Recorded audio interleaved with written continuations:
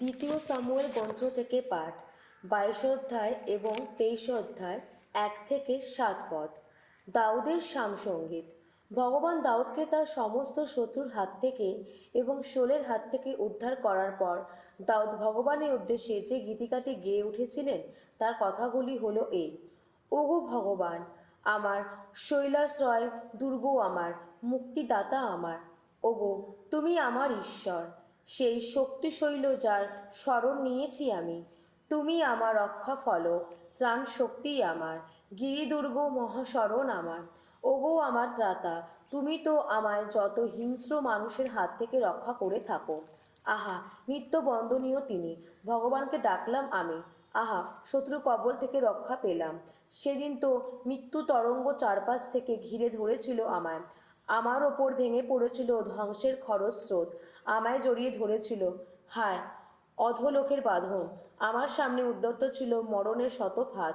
তখন তীব্র মর্মজ্বালায় ভগবানকে ডেকে পাঠালাম আমি, আমার আপন ঈশ্বরকে চিৎকার করে ডেকে উঠলাম আমি। তখন আপন মন্দির থেকে আমার কণ্ঠ শুনতে পেলেন তিনি। তার কানে গেল আমার ব্যাকুল ডাক। সারা জগৎ টলমল করে দুলে উঠল তখন। তার ক্রোধের আঘাতে নবলোকের ভিত টাল মাটাল হয়ে কেঁপে উঠল থরথর করে। তার নাসা থেকে নির্গত হলো পুঞ্জ পুঞ্জ ধোঁয়া।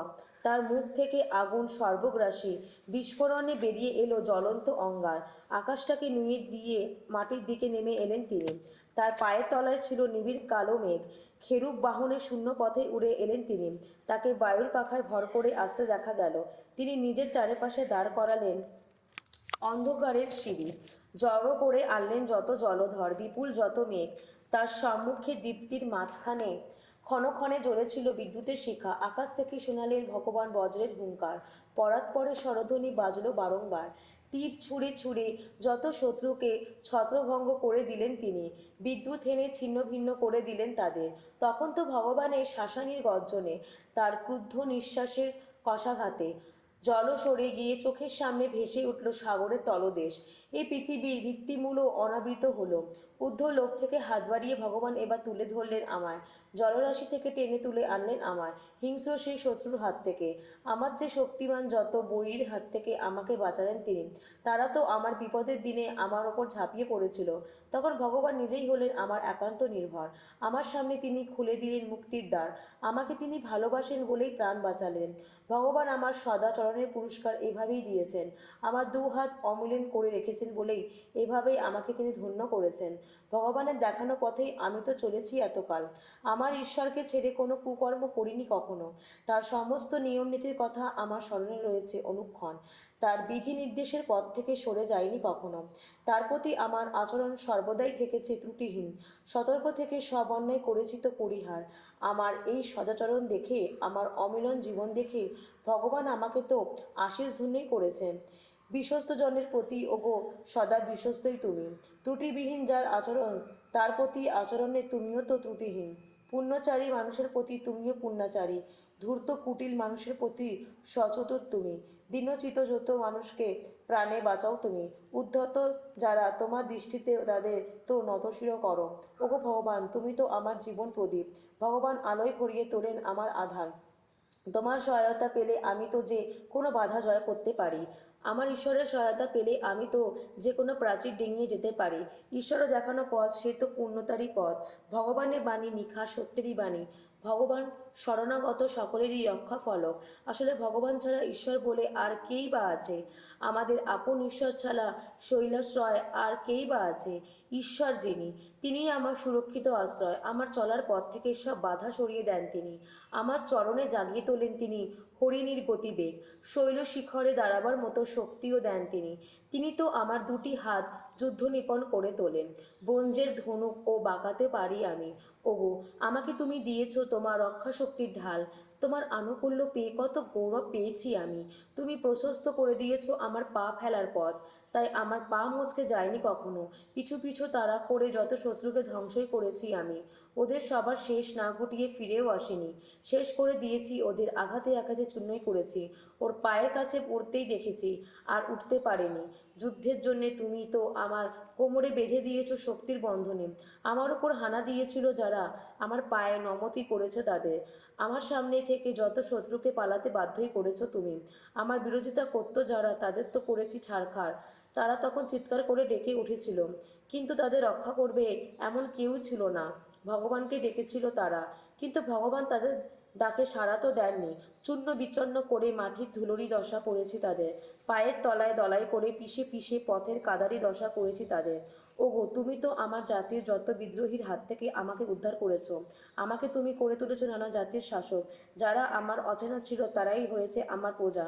ভিন দেশের লোকেরা এখন আমার অনুগ্রহে কাঙাল হয়, আমার কথা শোনা মাত্রই মেনে নেয় তারা। ভিন দেশের লোকেরা হতাশ হয়ে পড়ে, নিজেদের দুর্গ ছেড়ে কাঁপতে কাঁপতে বেরিয়ে আসে তারা। জয় ভগবান, ধন্য ধন্য শৈলাশয় আমার, আমার ত্রাণ শৈল ঈশ্বর যিনি, আহা মহিমা তার নিত্য ঘোষিত হোক।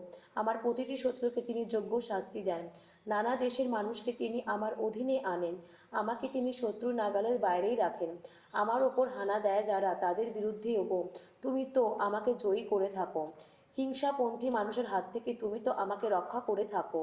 তাই ওগো ভগবান, জাতি বিজাতি সকলেরই কাছে তোমার গরিমা ঘোষণা করি আমি, তোমার নাম কীর্তন করি।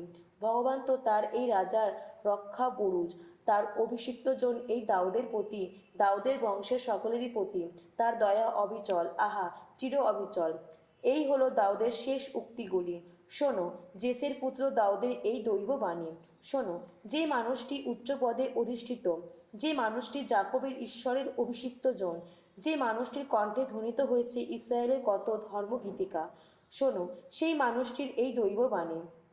ভগবানের আত্মিক প্রেরণায় মুখর কণ্ঠ আমার, তার বাণী আমার রসনায় উচ্চারিত এখন। ইসরায়েলের ঈশ্বর কথা বলেছেন, ইসরায়েলের শৈলাশ্রয় যিনি, আমার বিষয়ে এই কথা বলেছেন তিনি। ন্যায়বান গণশাসক যে মানুষ, ঈশ্বর ভীতি অন্তরে নিয়ে সে শাসন করে, সে যেন প্রভাতের আলো, সূর্যের উদয় লগ্নে মেঘহীন আকাশে প্রভাতেরই আলো। বৃষ্টি শেষে সে আলোর স্পর্শে তৃণদল অঙ্কুরিত হয়। সত্যিই তো ঈশ্বরের দৃষ্টিতে আমার বংশ তেমনই কি নয়? আমার সঙ্গে চিরসন্ধি বন্ধনে নিজেকে বেঁধেছেন তিনি। এই সন্ধি তো সুসম্পন্ন, সদা সুরক্ষিত। তিনি কি আমার সর্বসিদ্ধির কারণ হবেন না? আমার সব অভিলাষ পূর্ণ করবেন না? সমস্ত দুর্জনকে তো পথের কাঁটার মতোই সরিয়ে ফেলা হবে। কেউ তা হাত দিয়ে কাঁটা তোলে না কখনো। কাঁটা ফেলে দিতে হলে মানুষ বরং লোহার কোনো যন্ত্র দিয়ে বা বর্ষার ডগা দিয়েই তা করে, আর সেখানে তা নিঃশেষে পুড়িয়ে ফেলা হয়। শাম সঙ্গীত 142। শত্রু তাড়িত মানুষের প্রার্থনা। মুক্ত কণ্ঠে ভগবানকে ডাকছি আমি, মুক্ত কণ্ঠে ভগবানের কৃপা যাচনা করছি। আমার মনে সমস্ত ক্ষোভ ঢেলে দিচ্ছি তারই চরণে, তাকেই শোনাচ্ছি আমার সব দুঃখ জ্বালা। ওগো, আমার মনোবল ফুরিয়ে আসে যখন, তখন আমার কি করা উচিত তা তুমিই তো শুধু জানো। আমার চলার পথে ওরা পেতে রেখেছে ফাঁদ। ওগো, চেয়ে দেখো, আমার ডান পাশে দাঁড়াবার মতো কেউ এখন নেই, পালিয়ে বাঁচার স্থানও কোথাও নেই। আমার প্রাণের জন্যে কারো মায়া নেই। ওগো ভগবান, তাই তো তোমায় ডেকে চলেছি আমি, বলেছি তোমায় তুমিই আমার একান্ত আশ্রয়। এখন আমার নিজের বলতে তুমিই তো শুধু আছো এই জীবিতদের দেশে। শোনো, ওগো শোনো আমার ব্যাকুল ডাক। এখন অবসাদে আমি যে ভেঙেই পড়ছি, বিতাড়কদের হাত থেকে ওগো আমায় রক্ষা করো। ওরা তো আমার চেয়ে অনেক শক্তিমান। এবার এই কারাদশা থেকে আমাকে উদ্ধার করো, তবেই তো আমি গাইতে পারবো তোমার নামের গুণগান। আমাকে তুমি কত দয়া করেছ তা দেখে যত ধার্মিক মানুষ এসে এসে তো দাঁড়াবে আমার ঘিরে।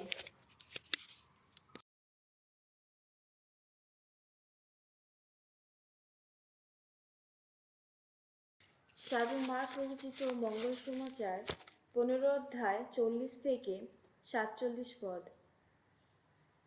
কয়েকজন স্ত্রীলোক সেখানেও ছিলেন। তারা একটু দূরে থেকে এইসব দেখছিলেন।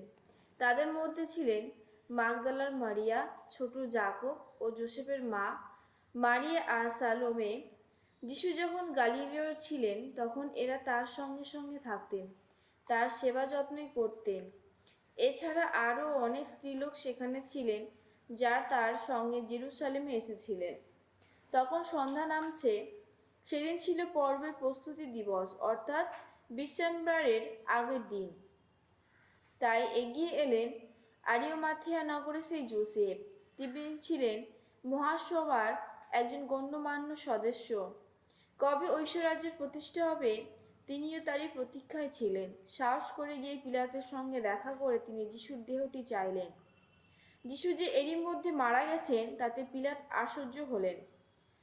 শতানীকে ডেকে বেশ কিছুক্ষণ আগে যিশু মারা গেছেন কিনা তিনি তা জেনে নিলেন।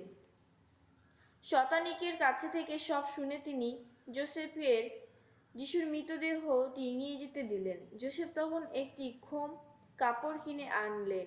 তারপর তিনি যিশুকে ক্রুশ থেকে নামিয়ে সেই খোম কাপড় জড়িয়ে নিলেন এবং পাথরের গায়ে কেটে নেওয়া একটি সমাধি গুহায় তাকে শুইয়ে রাখলেন। তারপর একখানা পাথর গড়িয়ে দিয়ে সমাধির মুখটি বন্ধ করে দিলেন। যিশুকে যে কোথায় রাখা হলো, মাগদলার মারিয়া এবং যোসেফের মা মারিয়া তার লক্ষ্য করে দেখলেন।